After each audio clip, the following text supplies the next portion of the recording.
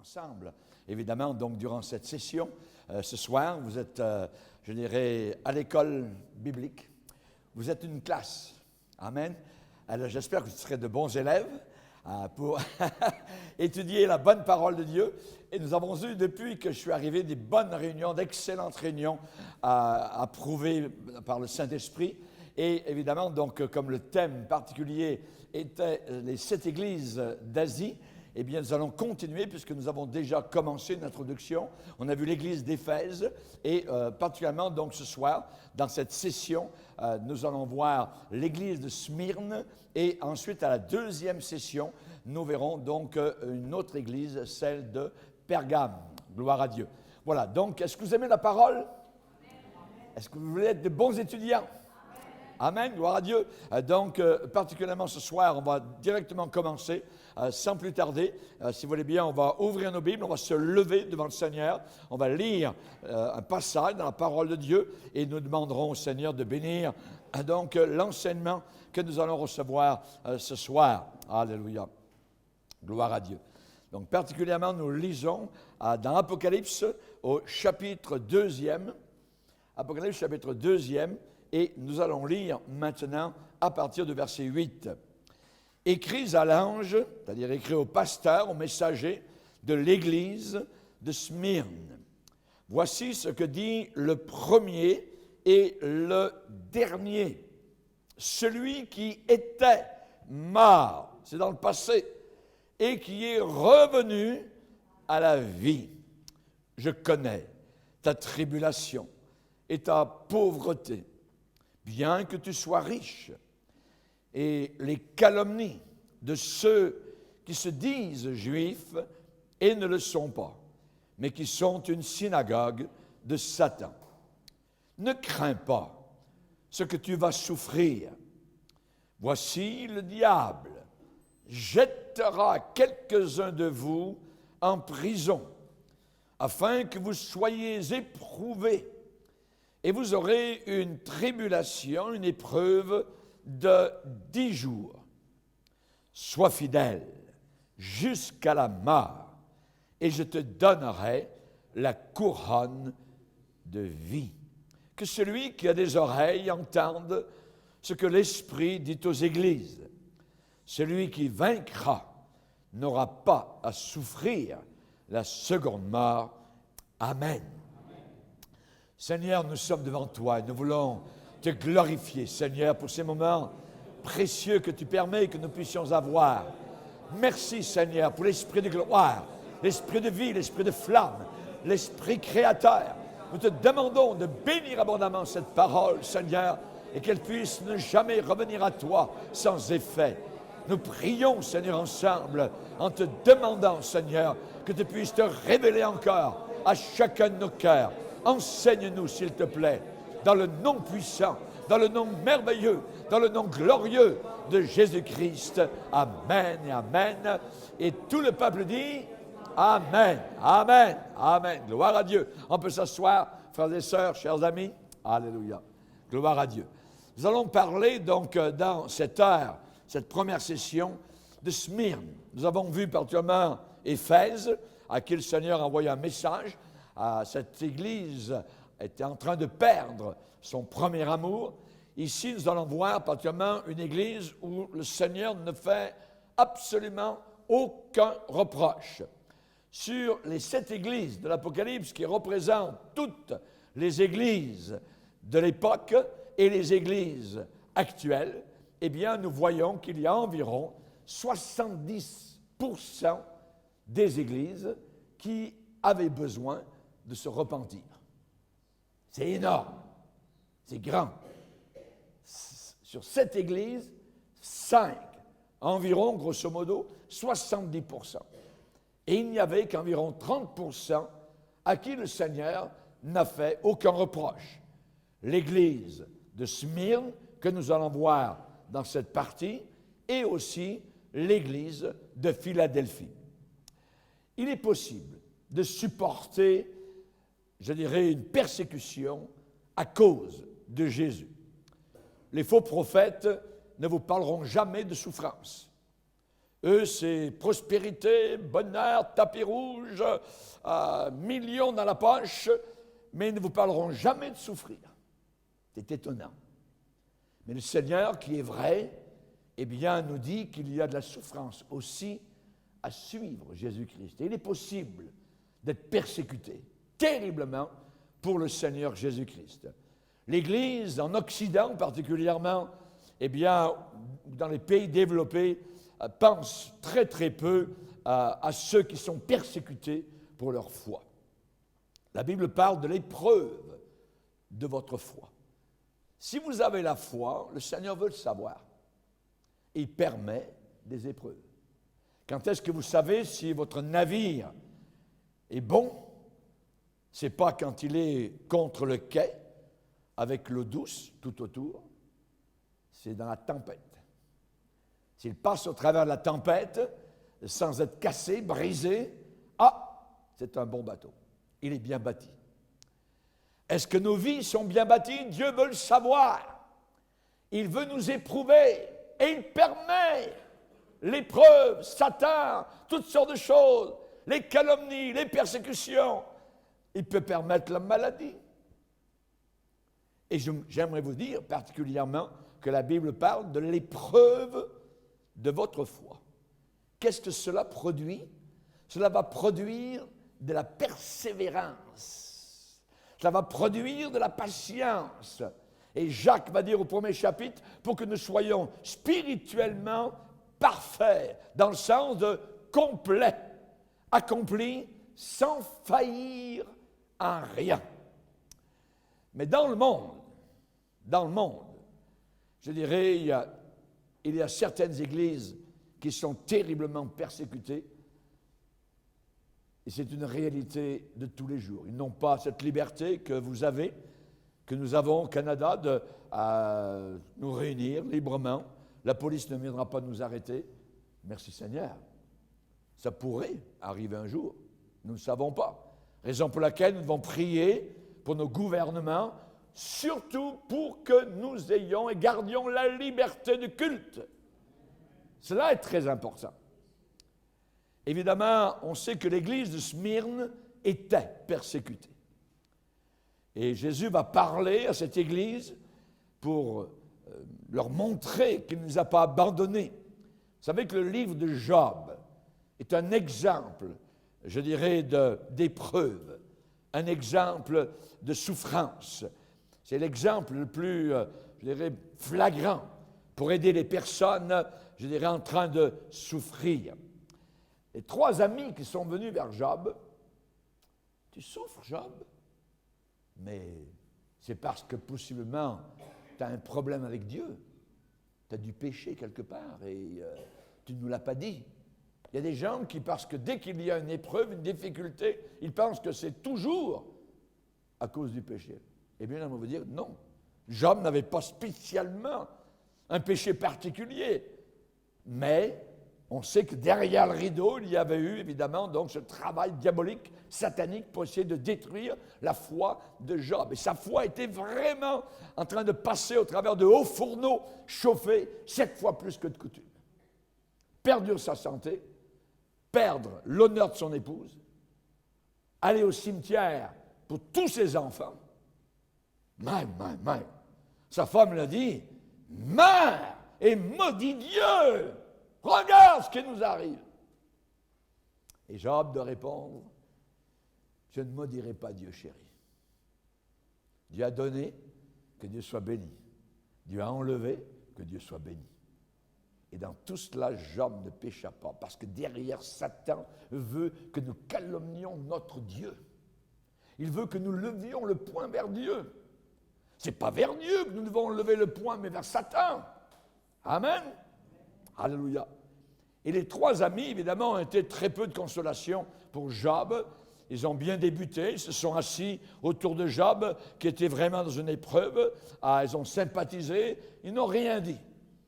Et parfois, c'est mieux de rien dire que de dire des bêtises.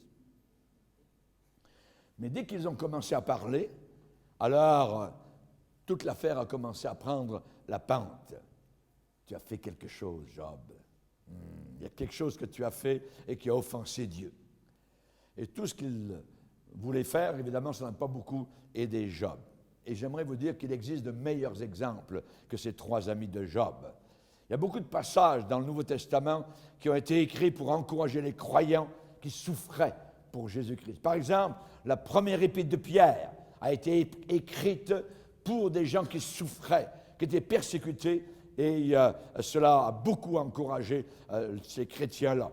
Et je dirais que la seule faute, généralement, que ces chrétiens ont, c'est de vouloir rester fidèles à Jésus-Christ.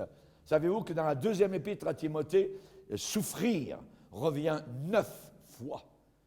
Hey Timothée, souffre avec moi comme un bon soldat de Jésus-Christ. L'apôtre Pierre va dire, béni soit Dieu, le Père, notre Seigneur Jésus-Christ, qui nous a régénérés pour une espérance vivante, par la résurrection de Jésus-Christ d'entre les morts, pour un héritage qui ne se peut ni corrompre, ni souiller, ni flétrir, lequel nous est réservé dans le ciel. Alléluia! Mais maintenant, quoi qu'il le faille, vous êtes attristés par diverses épreuves, afin que l'épreuve de votre foi ait pour résultat la louange, la gloire et l'honneur lorsque Jésus-Christ apparaîtra. Amen. Donc la souffrance va vers quelque chose. Elle nous dirige vers, évidemment, la gloire de Dieu, la puissance de Dieu. Et Dieu voit toute souffrance, il voit toute larme qui coule. Alléluia. Chers amis, aujourd'hui, partout autour de la terre, il y a des chrétiens qui souffrent pour leur fidélité à Jésus-Christ. Et le jour peut arriver, n'importe où, et rapidement, que nous souffrions comme eux pour la même raison. Ça se peut, c'est possible. La 2e lettre, Smyrne, eh bien, est une église qui contient des paroles de Jésus pour des chrétiens et un pasteur, particulièrement parce que c'est écrit à l'ange. Chaque fois, vous voyez, écrit à l'ange, c'est le pasteur, voyez. Et là, on voit que ça, ça coordonne. La lettre est écrite pour le pasteur et pour les gens qui composent cette église particulière. Donc, cette église souffrait.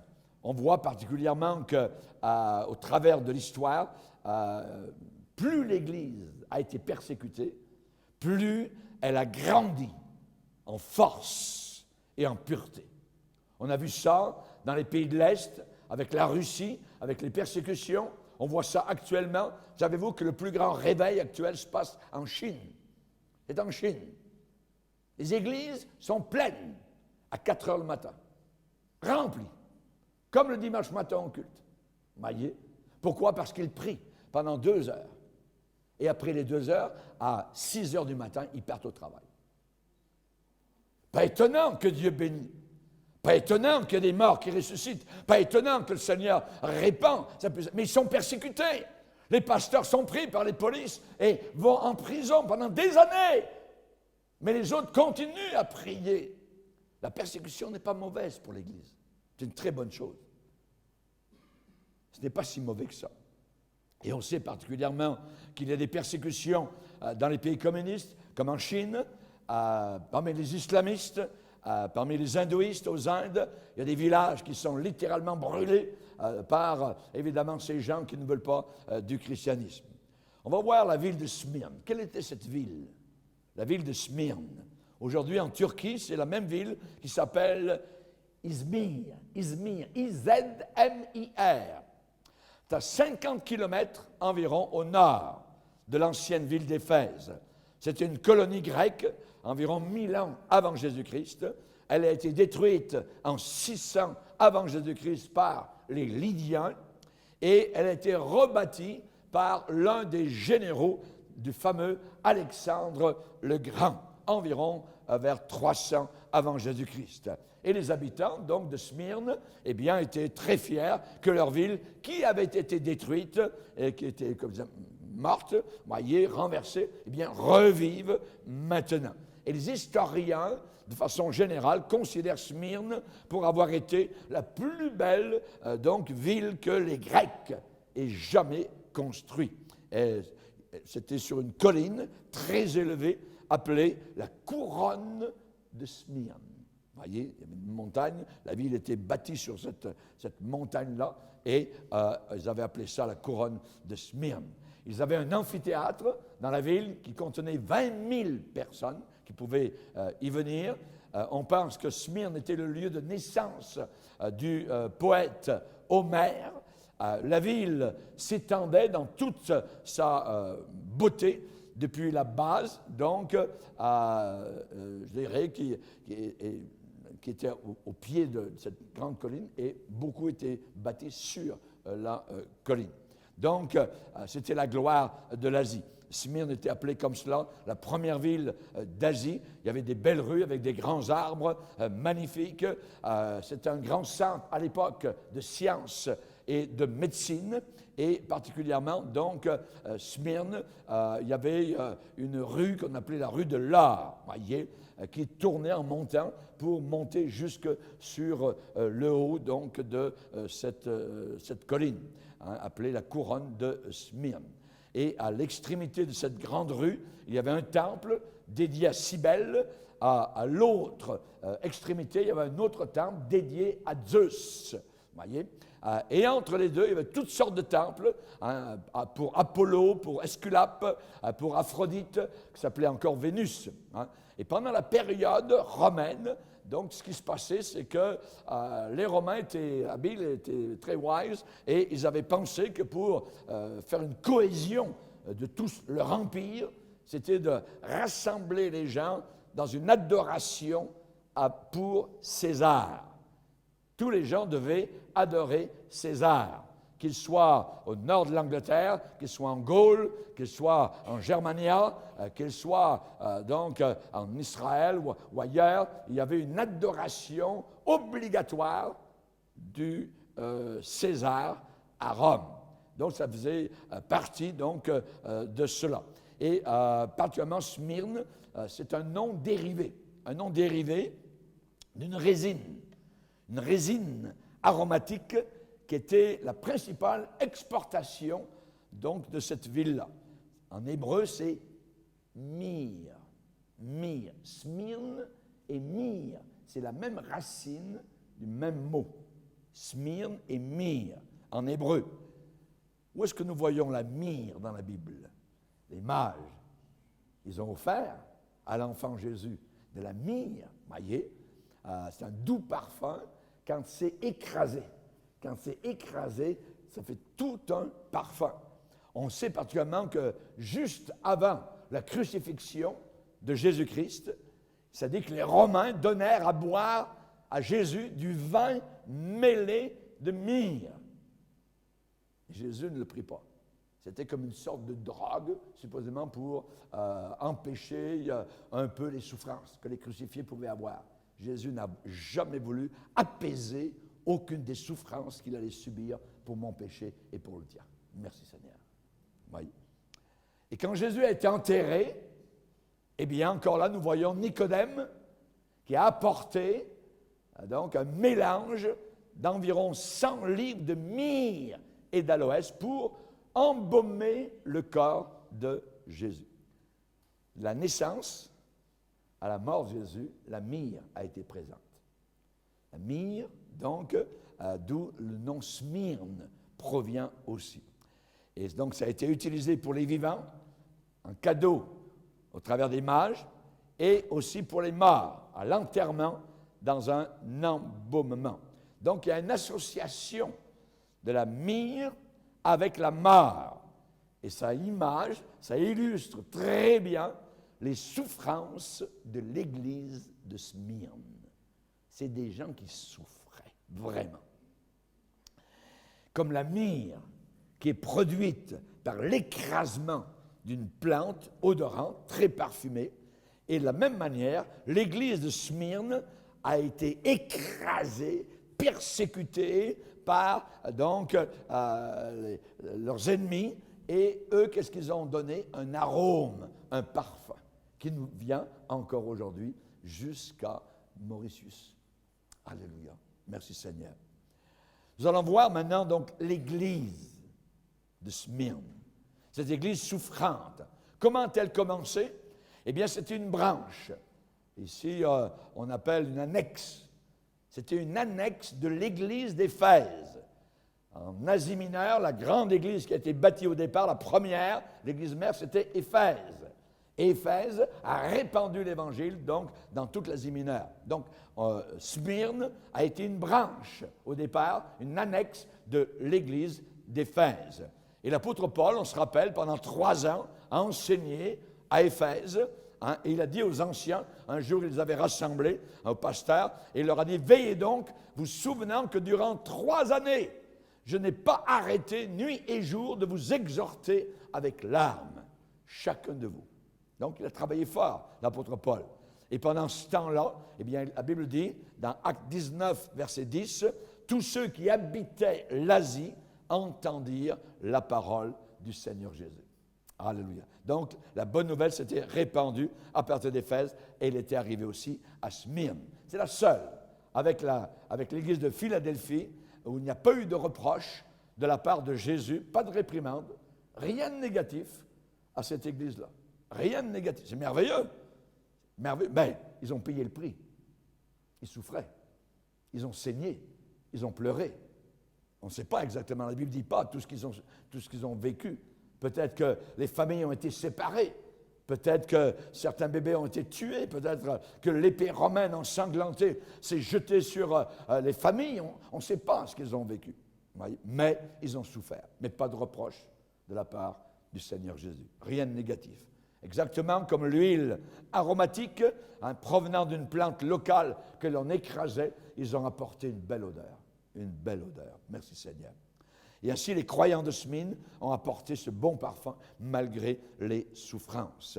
On pourrait, je dirais, mettre un titre à ce message que je suis en train de vous enseigner maintenant, « Les fenêtres du ciel et les portes de l'enfer ».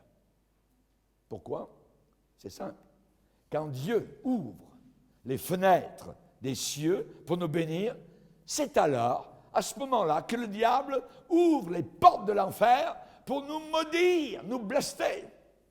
À ce moment-là, et à la fin du 1er siècle, il était dangereux et difficile, périlleux d'être chrétien à Smyrne.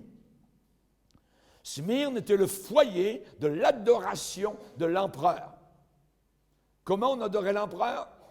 Un petit hôtel avec un petit feu, et là, on prenait une paillée d'ensemble comme ça, et l'on offrait cela à César, et on disait César est le Seigneur.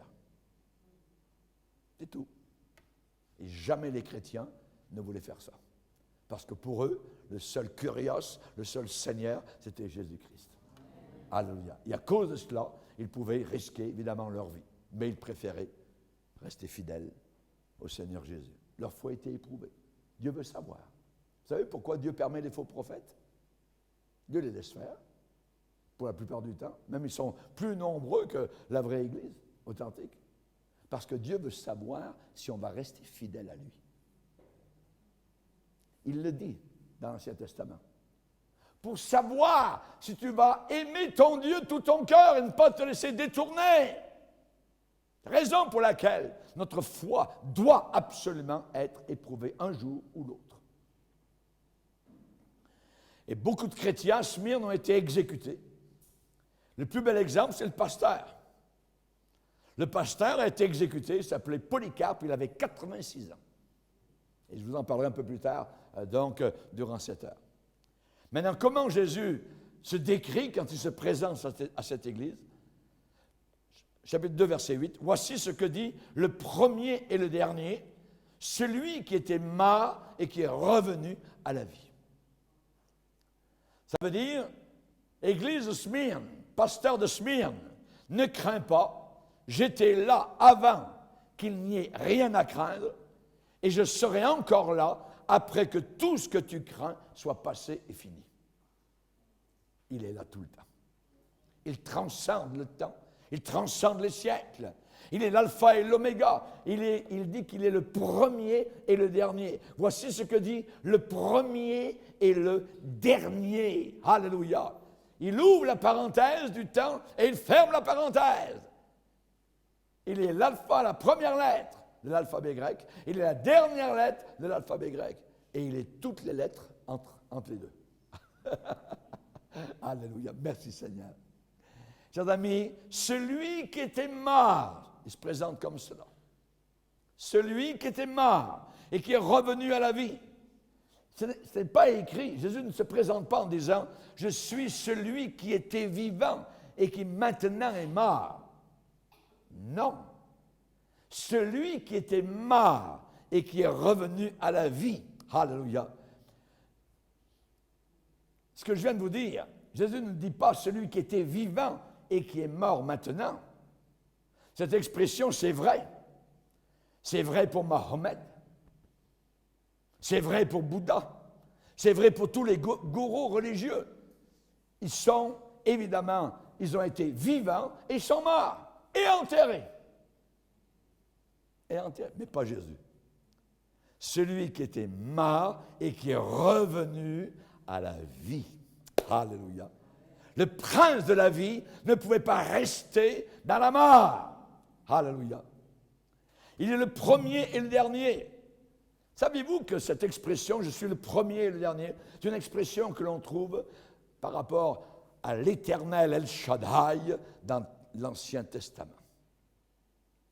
Isaïe 44, verset 6, ainsi parle l'Éternel des armées. Je suis le premier et je suis le dernier. Hors de moi, il n'y a pas de Dieu. En dehors de moi, il n'y a pas de Dieu. Il est le seul, l'unique.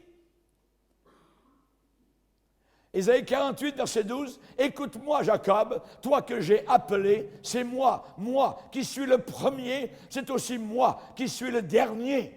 Ma main a fondé la terre et ma droite a étendu les cieux. » C'est Jésus.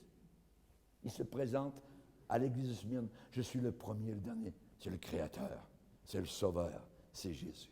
Merci Seigneur. Merci Seigneur. Apocalypse 2.8 affirme et confirme l'égalité de Jésus-Christ avec Dieu dans sa nature divine. Jésus, qui est-il? Il est le Dieu éternel, infini, qui existait déjà avant que toute chose ait été créée. Et Jésus est le Dieu éternel, infini, qui continuera d'exister après que toutes choses auront été détruites. Dans Hébreux 1er chapitre, il est dit, au verset 10 à 12, « Toi Seigneur, c'est-à-dire Jésus, toi Jésus, tu as au commencement fondé la terre et les cieux, et l'ouvrage de tes mains, eh bien, ils vont périr. Mais toi, tu subsistes, la terre et les cieux vont vieillir, tous comme un vêtement, tu les rouleras comme un manteau, mais toi, tu restes le même, et tes années ne finiront pas. » J'aime ça. Alléluia. J'aime mon Sauveur. Il est le Dieu éternel.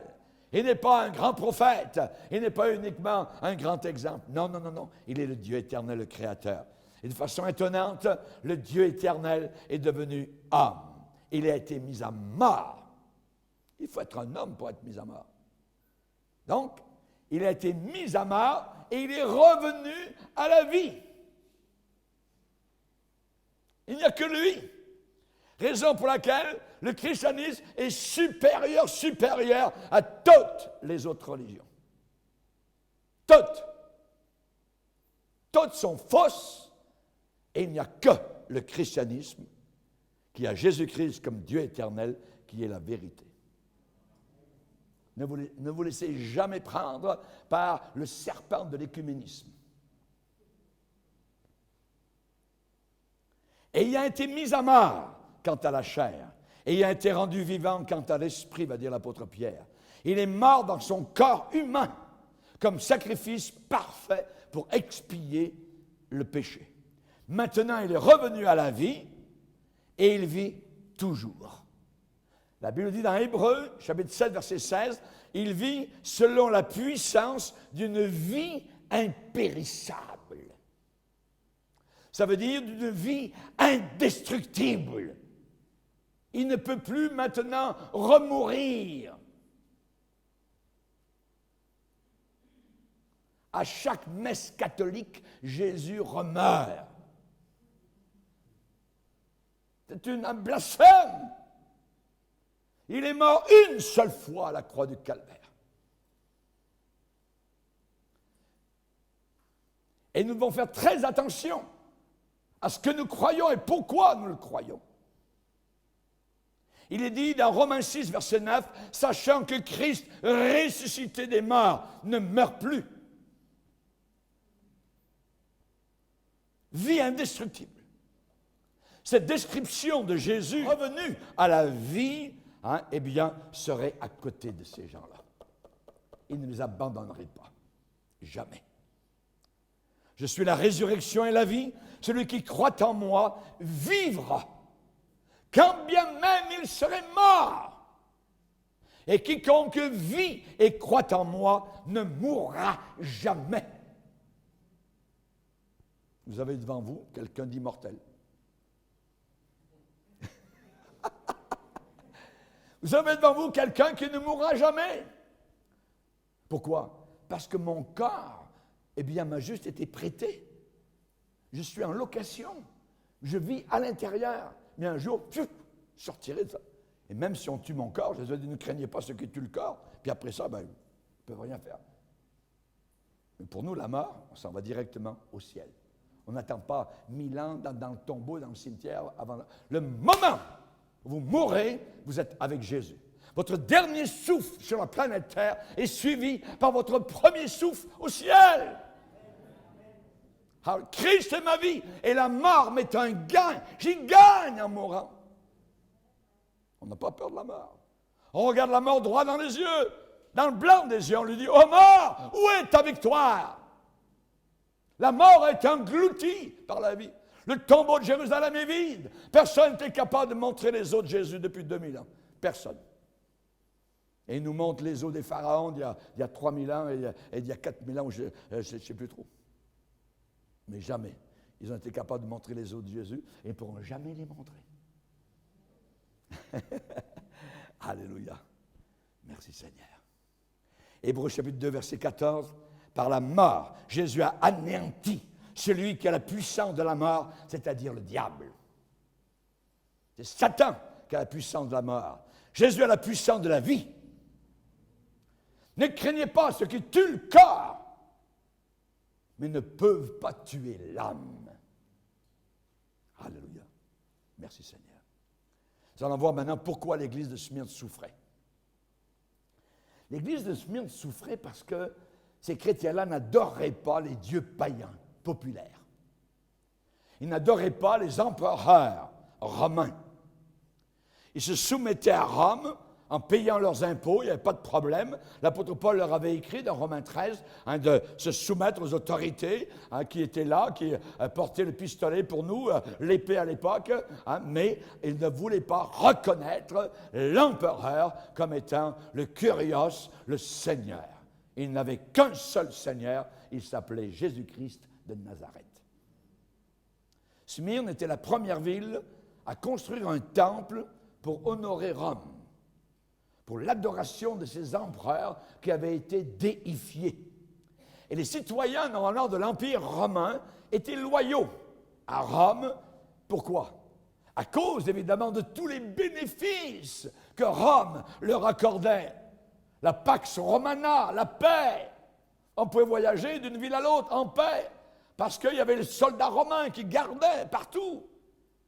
Il y avait des routes que les Romains avaient bâties.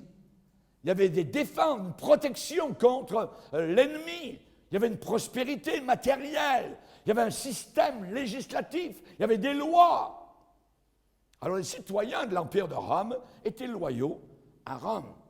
Et quand les empereurs de Rome ont commencé à se proclamer eux-mêmes, je dirais comme étant des dieux, eh bien c'était un seul petit pas pour que, évidemment, les citoyens embarquent.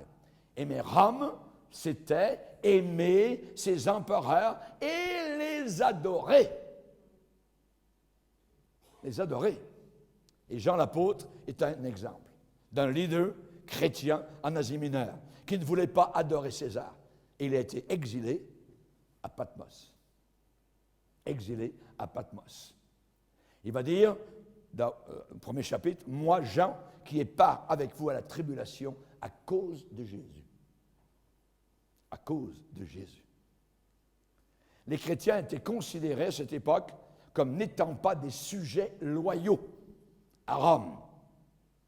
Et Rome permettait différentes religions, mais tant que les gens adoraient l'empereur au-dessus de tous les autres, eh bien ça allait. Problème, c'est que les chrétiens ont refusé. Les chrétiens ont dit non, on ne peut pas faire ça. Alors ils ont été torturés. Torturés avec férocité, terriblement, à cause de leur foi. Comment? On les brûlait vifs. Parfois, ils étaient bouillis. Parfois, crucifiés. Parfois, c'était la mort par les animaux sauvages. Toutes sortes de choses leur arrivaient à cause du témoignage pour Jésus. Voilà quelques façons par lesquelles leur foi était éprouvée, leur foi était testée. Leur souffrance à Smyrne, c'était 3 mots. À cause de quoi?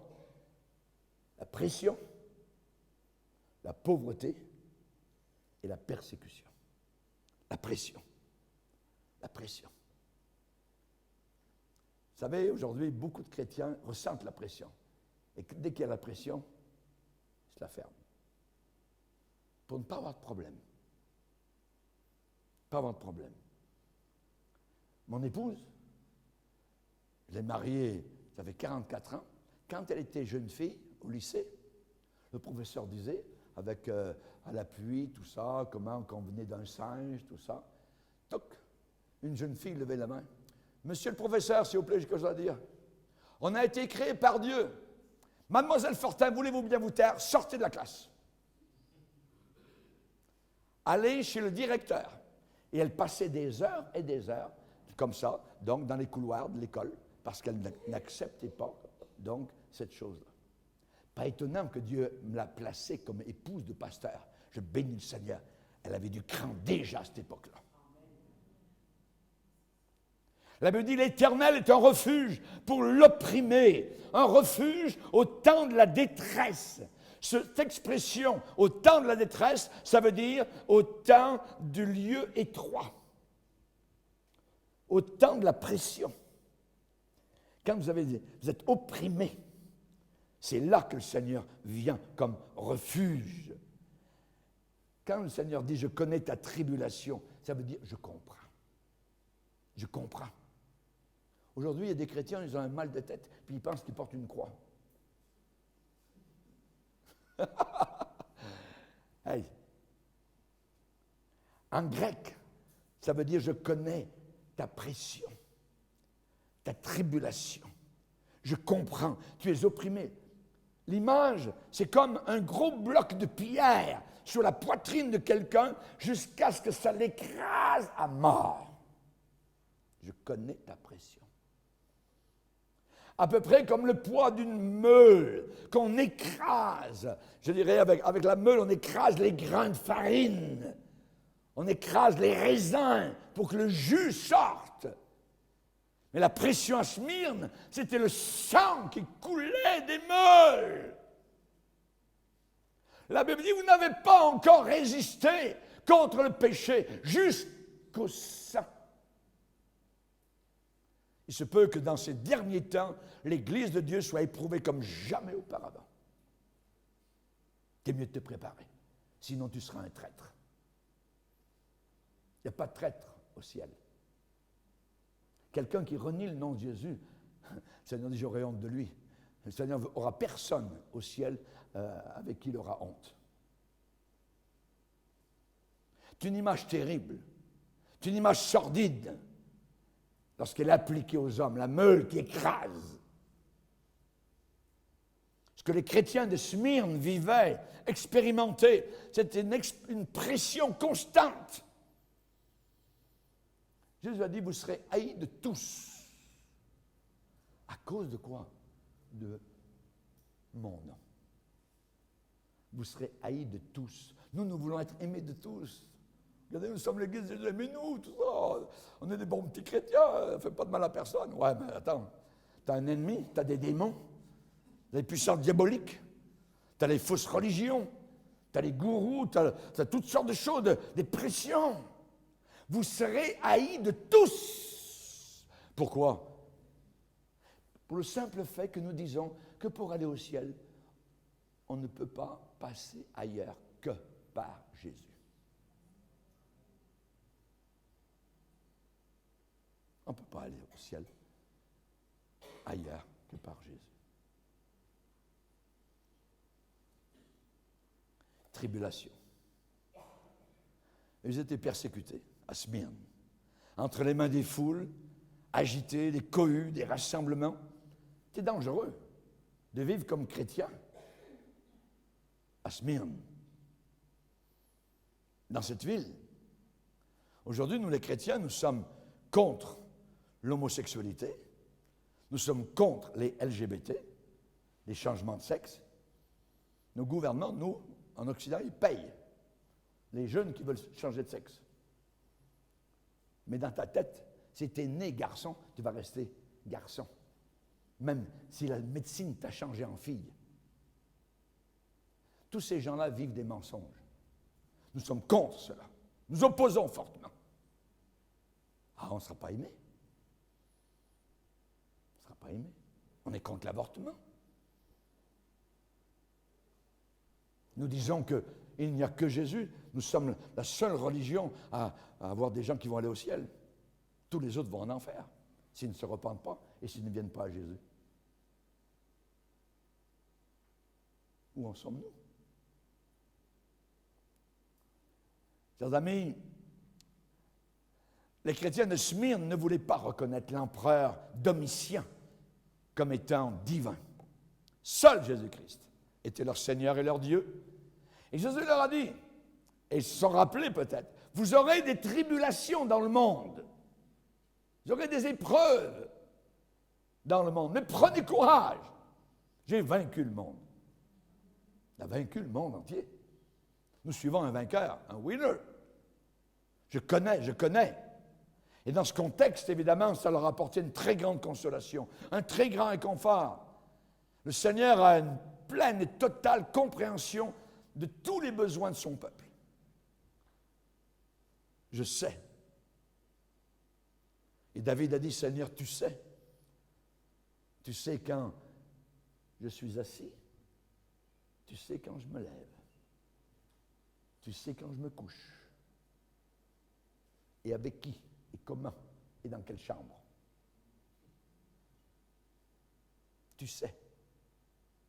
L'Éternel connaît la voie des justes, et la voie des pécheurs mène à la ruine. Il connaît. Pas un seul cheveu de nos têtes ne tombe à terre sans qu'il ne le sache. Il n'y a pas un seul moineau passereau qui tombe à terre sans la volonté du Père. Et vous valez bien plus que beaucoup de passereaux. Hé, Nathanaël, ce matin, quand tu étais sous le figuier, je t'ai vu. Tu es le Fils de Dieu. Tu es le Fils de Dieu. Est-ce qu'il vous a vu, le Seigneur, ce matin, sur votre figuier de prière? Ou bien il n'y avait personne? J'ai vu, j'ai entendu, je connais. C'était la première chose que les gens de Smyrne vivaient, la pression. La pression. Ensuite, la pauvreté. La pauvreté. Je connais ta pauvreté matérielle. Le mot grec, ça veut dire pauvreté, destitution totale et complète. Il existait pour pauvreté des mots bien moins dramatiques que cela. Mais dans la Bible, ce mot « je connais ta pauvreté », je sais que tu n'as plus rien. Pourquoi n'avait-il plus rien? On leur avait pris leurs biens. Leur maison, leur frigidaire, leur TV, et ainsi de suite, leur ordinateur, tout. Je connais ta pauvreté, la persécution. Je connais. C'était des personnes sans sou. À cause de Jésus. Vraiment pauvres. Alors, où sont les églises de prospérité qui promettent mer et monde, l'argent plein les poches. C'est des faux apôtres. Ils sont extravagants dans l'erreur et la fausseté et le mensonge. Je connais ta pauvreté. Tu n'as plus rien. Leur pauvreté venait à cause de leur foi en Jésus, la persécution. Dans la ville, à Smyrne, on leur empêchait de gagner leur vie. On ne les employait pas. Et en plus, on volait ce qu'ils possédaient. Et avec cette persécution, évidemment, ce n'était pas quelque chose de romantique. Non, non, non. Ça pouvait dire mourir de faim à cause de sa foi personnelle. Es-tu prêt? Es-tu prête à aller jusqu'à ce point-là? Pour un sauveur qui a été cloué tout nu sur la croix. Ils y sont allés. L'Église de Smyrne a démontré la puissance et la pureté qu'ils avaient.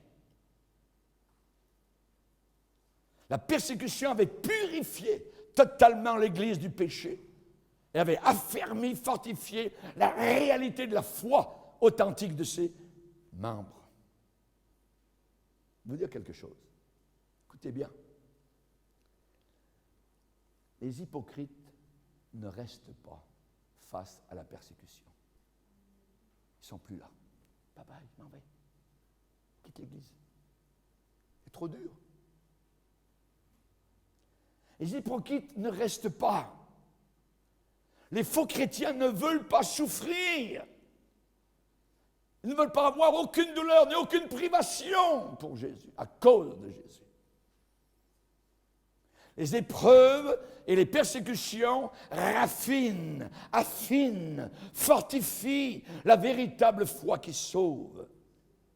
Et en même temps, la persécution va détruire, va pulvériser la fausse foi, va dévoiler les Démas, les Judas Iscariotes. Même si à Smyrne, les chrétiens souffraient économiquement, matériellement, physiquement, ces chrétiens-là s'accrochaient en serrant sur leur cœur leur richesse spirituelle. Vous avez accepté avec joie l'enlèvement de vos biens, sachant que vous avez des biens meilleurs et qui durent toujours. Alléluia. Alléluia. Hébreux chapitre 10, verset 34. Smyrne était la seule église avec Philadelphie où il n'y a eu aucune condamnation de la part de Jésus. Et la Bible enseigne que les épreuves, les difficultés, les troubles sont inévitables lorsqu'on est chrétien. Tous ceux qui veulent vivre pieusement en Jésus seront persécutés. Pas les autres. Il y avait un grand prédicateur, ça faisait environ une semaine qu'il n'avait pas été persécuté. Il dit, Seigneur, peut-être je suis en train de rétrograder.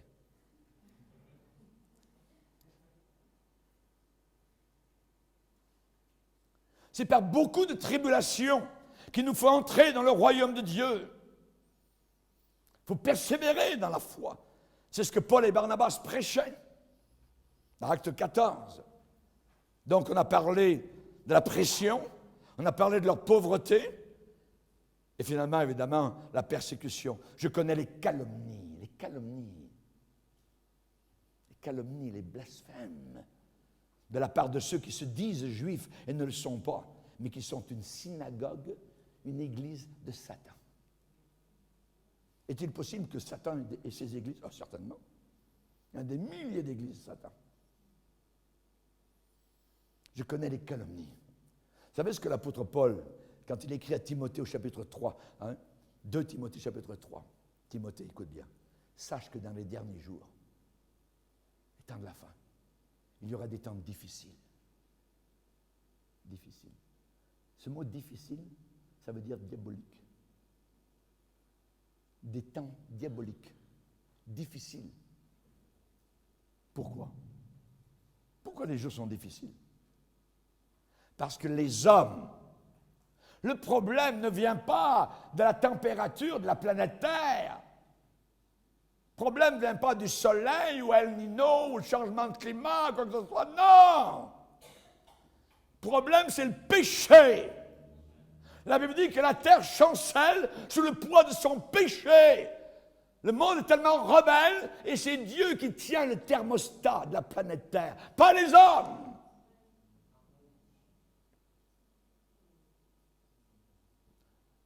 Sache que dans les derniers jours, il y aura des temps difficiles car, préposition de corrélation qui relie ce qui vient d'être dit à ce qui va être dit. Car les hommes seront égoïstes, amis de l'argent, fanfarons, hautains, blasphémateurs, rebelles à leurs parents, ingrats, irreligieux, insensibles, déloyaux, calomniateurs, intempérants, cruels, ennemis des gens de bien, traîtres, emportés, enflés d'orgueil. Ils aimeront le plaisir plus que Dieu. Ils auront l'apparence de la piété, mais ils en renieront ce qui en fait la force. Qu'est-ce qui fait la force de la piété? C'est la sanctification, la mise à part. Je connais les calomnies. Le diable est un calomniateur. Ces chrétiens étaient persécutés par les Romains. Ils étaient persécutés aussi par les païens religieux, avec leurs dieux et leurs déesses. Et troisièmement, ils étaient persécutés par les soi-disant juifs, de nom seulement, qui ont attaqué les chrétiens qui adoraient Jésus-Christ. Romains chapitre 2 nous dit, versets 28 et 29, le juif, ce n'est pas celui qui en a les dehors, le vrai juif. La circoncision, ce n'est pas celle qui est visible dans la chair, mais le vrai juif, c'est celui qui l'est à l'intérieur. Et la circoncision, c'est la vraie, celle du cœur, selon l'esprit et non selon la lettre. La louange de ce juif ne vient pas des hommes, mais de Dieu. Alléluia. Au lieu de faire partie d'une vraie synagogue juive, c'était une synagogue de Satan. Et il calomniait les chrétiens. En Asie mineure, il n'y avait pas seulement des faux apôtres, mais il y avait aussi des faux juifs. Ils persécutaient les chrétiens. Aujourd'hui, dans différentes parties du monde, ça ne fait absolument rien à des gens religieux d'attaquer les chrétiens, de persécuter les chrétiens, d'enfermer les chrétiens. Certains chrétiens souffrent la même sorte de persécution que les chrétiens de Smyrne. Maintenant, Jésus, qu'est-ce qu'il a dit? Heureux serez-vous lorsqu'on vous outragera, qu'on vous persécutera, qu'on dira de vous faussement toutes sortes de mal à cause de moi. Réjouissez-vous, soyez dans l'allégresse, car votre récompense est très grande dans les cieux. Maintenant, vis-à-vis de ces injures, il faut absolument, pour qu'elles soient, je dirais, qu'elles portent un bénéfice, deux choses. Il faut que ce soit faux. Il faut que ce soit faux. Si les gens nous calomnient parce que c'est vrai, il faut que ce soit faux. Lorsqu'on dira faussement de vous, toutes sortes de mal. Et deuxièmement, il faut que ce soit à cause de lui, à cause de Jésus. Il y a beaucoup de choses que les gens disent sur nous, voyez. Et l'apôtre Pierre va dire, si quelqu'un souffre comme chrétien, qu'il n'en ait pas honte, mais que plutôt il glorifie Dieu à cause de ce nom merveilleux que nous avons, chrétien. Les chrétiens authentiques. Authentiques. Quels sont les conseils de Jésus à l'Église? Les conseils de Jésus à l'Église, sois sans crainte. Ne crains pas. N'aie pas peur. Ne crains pas ce que tu vas souffrir. Voyez? Ça veut dire, c'est une chose à ne pas faire, à ne pas craindre. N'aie pas peur. Face à la mort, je ne crains aucun mal, parce que tu marches avec moi, Seigneur, dans la vallée de l'ombre de la mort. Est-ce que ça aide quelqu'un de lui dire ne crains pas? Certainement. Oui. Si cette personne est chrétienne, Parce que Jésus est le Seigneur, il est le maître de toutes les circonstances de nos vies. Il n'y a absolument rien qui nous arrive que Dieu ne sache pas, que Dieu ne soit pas au courant. Qui nous séparera de l'amour de Dieu? Sera-ce la tribulation, l'épreuve, la difficulté, le manque de nourriture? Sera-ce le pistolet sur la tempe? Rien ne pourra nous séparer. Tant que je suis le Seigneur, mes brebis entendent ma voix, elles me suivent, et personne ne les ravira de ma main. Mais la condition de cette promesse, mes brebis entendent ma voix. Entends-tu la voix du Seigneur? Et mes brebis me suivent. Si je m'égare, moi, vous savez, cette fausse doctrine qui dit une fois que tu es sauvé, toujours sauvé, jamais de la vie. Jamais de la vie. Tu es sauvé tant que tu marches avec Jésus. Tu resteras sauvé tant que tu marches avec lui. Hébreu nous dit très souvent, pourvu que nous retenions jusqu'à la fin, l'espérance que nous avions au départ. Nous ne sommes pas de ceux qui se retirent de la foi chrétienne pour se perdre. Pour se perdre. Sauver pour périr, ça existe. Sois fidèle. Sois fidèle. Jusqu'à la mort. Jusqu'à la mort. Sois fidèle. Sois fidèle. La foi et fidélité, c'est la même racine de mots en grec. En latin, c'est fides, la foi. À la fin de sa vie, quand l'épée romaine s'est placée sur le cou de l'apôtre Paul, Paul a dit, j'ai combattu le bon combat, j'ai achevé la course, j'ai gardé la foi. La foi, la vraie. La vraie. Quand l'apôtre Pierre a coulé, le Seigneur lui a dit, homme de peu de foi. Pourquoi as-tu douté? La foi et le doute ne pourront jamais marcher ensemble. Ou bien tu doutes, et celui qui nous fait douter, c'est Satan. Toujours le point d'interrogation. Dieu a-t-il réellement dit? Ne doutez jamais de ce livre. Ne vous moquez jamais de la Bible. Ne riez jamais de la Bible. Je vais terminer en vous donnant l'exemple du pasteur. Le pasteur, quand Jean a écrit, le pasteur de l'église de Smyrne, probablement, était le pasteur principal Polycarpe, qui était un disciple de Jean l'apôtre. Polycarpe a vécu à Smyrne jusqu'en février 156. À ce moment-là, une persécution terrible, soudaine, est arrivée. 11 chrétiens ont été torturés et jetés aux bêtes sauvages. Polycarpe s'est retrouvé, pas très loin de Smyrne, dans une ferme, parce qu'il a refusé d'aller plus loin pour se cacher. Lorsque les soldats romains l'ont trouvé, dans la ferme, ils ont amené de la nourriture pour les soldats romains. Polycarpe s'est mis dans une prière fervente, puis il s'est levé avec les soldats romains pour aller en ville. Au moment voulu, Polycarpe, un vieux pasteur de plus de 86 ans, est entré dans l'amphithéâtre qui était rempli de monde, à Smyrne. L'amphithéâtre contenait environ 20 000 personnes. La foule était composée de juifs et de païens mélangés qui avaient attendu l'arrivée de Polycarpe. On avait dit que le pasteur arrivait, le fameux pasteur chrétien. Tapage terrible dans tout l'amphithéâtre. La cohue, vacarme. Et alors que Polycarpe était en train d'entrer dans l'amphithéâtre, immense, une voix a retenti au-dessus de l'amphithéâtre avec cet encouragement. Polycarpe, sois fort et sois un homme. Les gens ont regardé.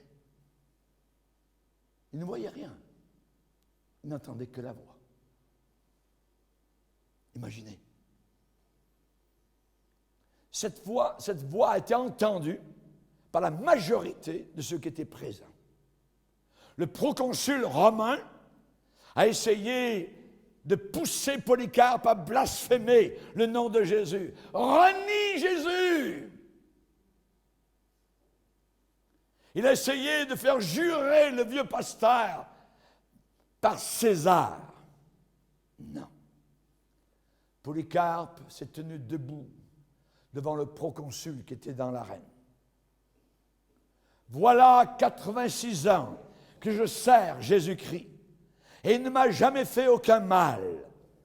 Comment maintenant pourrais-je injurier le nom de Jésus-Christ et blasphémer celui qui m'a sauvé? La foule a crié. Qu'il soit jeté aux bêtes sauvages. Au lion, au lion, au lion.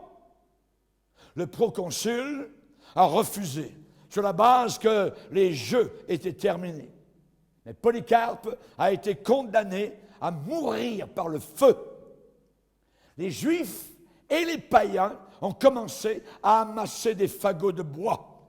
Les Juifs étaient remplis de haine vis-à-vis de ce pasteur. Et finalement, le vieillard Polycarpe s'est tenu debout, attaché à un poteau au-dessus des fagots qui étaient amassés sous ses pieds. Il a élevé sa voix en prière, dont les échos sont montés jusqu'au 3e ciel. Le feu a été allumé. Le vent a fait plier les flammes comme un cercle tout autour de lui. Un soldat est arrivé, a sorti son épée et l'a enfoncé dans le corps du vieillard pour terminer le tout. Sois fidèle jusqu'à la mort et je te donnerai la couronne de vie. Baissons nos têtes et prions Dieu.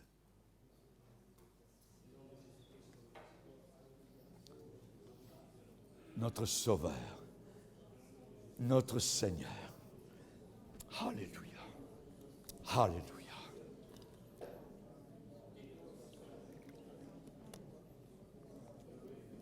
Alléluia, Jésus. Merci pour ta grâce. Merci pour ton secours. Merci d'aider ceux qui souffrent. Tu connais les épreuves, les souffrances, les angoisses.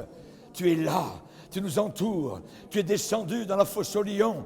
Tu as arrêté la gueule des lions. Tu es descendu dans la fournaise ardente pour protéger 3 de tes enfants à Babylone. Tu étais avec Joseph dans la prison d'Égypte. Tu étais avec Paul dans la prison de Philippe. Tu étais avec lui dans la prison de Mamertim arabe. Tu es avec tes enfants, Seigneur. Tu as dit, je ne t'abandonnerai jamais. Je ne te délaisserai jamais. Alléluia. Que peut me faire un homme? Alléluia. Jésus, Jésus. Gloire à Dieu. Levons-nous ensemble, frères et sœurs. Levons-nous ensemble devant le Seigneur. Nous voulons l'adorer. Alléluia. Gloire à Dieu. Levons nos mains vers le Seigneur. Adorons-le. Il est vivant. Il était mort. Il est revenu à la vie. Alléluia. Il est avec ses enfants qui sauvent ceux qui sont persécutés. Merci Jésus. Alléluia. À toi la gloire, la victoire, l'honneur, la puissance te revient, Seigneur. Nous voulons rester fidèles jusqu'à la mort. Aide-nous à payer le prix, Seigneur. Nous voulons cette huile, cette onction. Nous voulons aller, Seigneur Jésus, avec toi jusqu'au bout. Alléluia, alléluia, alléluia, alléluia. Jésus, roi de gloire, roi merveilleux et puissant, nous te bénissons, nous te connaissons. Alléluia. Nous avons la vie éternelle. À toi la gloire, à toi l'honneur et la victoire. Alléluia, notre Sauveur. Merci, merci pour ta grâce. Alléluia, Jésus. Oh, notre Dieu, encourage, fortifie nos frères, nos sœurs, persécutés, Seigneur, en Corée du Nord, en Chine, dans les pays musulmans, Seigneur. Alléluia, nous te prions, Seigneur, pour ces frères et sœurs qui tiennent bon, Seigneur. Alléluia, garde-les, Seigneur. Alléluia, notre Dieu. Alléluia, notre Sauveur et Roi. À toi soit toute la gloire, à toi soit l'honneur, à toi la victoire éternelle. Alléluia, nous inclinons devant toi, Seigneur. Nous prendrons nos couronnes, nous les mettrons à tes pieds, Seigneur. C'est toi qui as vaincu pour nous. C'est toi qui es un exemple pour nous. Alléluia, de foi, de fidélité. Alléluia, jusqu'à la fin. Merci Jésus. Merci Seigneur pour ta mission que tu as accomplie en venant sur la terre. Tu l'as achevée, Seigneur. Alléluia. Tu as achevé ta course. Et nous te bénissons car maintenant nous sommes tes enfants. Et nous te glorifions.